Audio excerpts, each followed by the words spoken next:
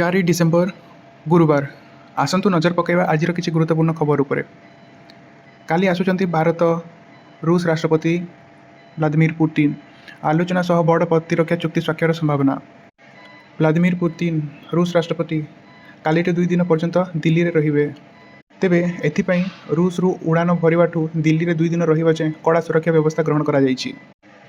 तेलंगाना मुख्यमंत्रींकर बयान पाई विवाद रे हैदराबाद रे कांग्रेस कार्यकारिणी कमिटी रे दलर प्रशंसा करू करू तेलंगाना मुख्यमंत्री किछि एमिति बयान देइछन्ति जहा पाई नुआ विवाद छेड़ा होइछि। चाषी को स्वप्न देखैले सरकार 12,000 डेइब मासिक आय विकसित ओडिशार परिकल्पना भितर चाषी पाई खुशी खबर आनिछन्ति राज्य सरकार। आसिला सीएचएससी रो विज्ञप्ति फेब्रुआरी 18 तारिख रु +2 परीक्षा प्रथम थर पाई हेबो वेबकास्टिंग। परीक्षा आरंभ हेबा ठारू शेष हेबा पर्यंत 22 दिन लागिबो।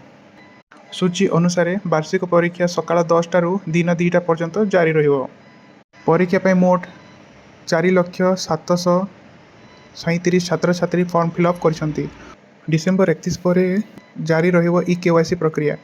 राज्य में कमी शीतर तापमात्रा 2 रु 4 डिग्री पर्यंत कमी पारे। राज्यर सर्वनिम्न तापमात्रा झारसुगुड़ा 11.5 डिग्री रेकर्ड करा जाइछि।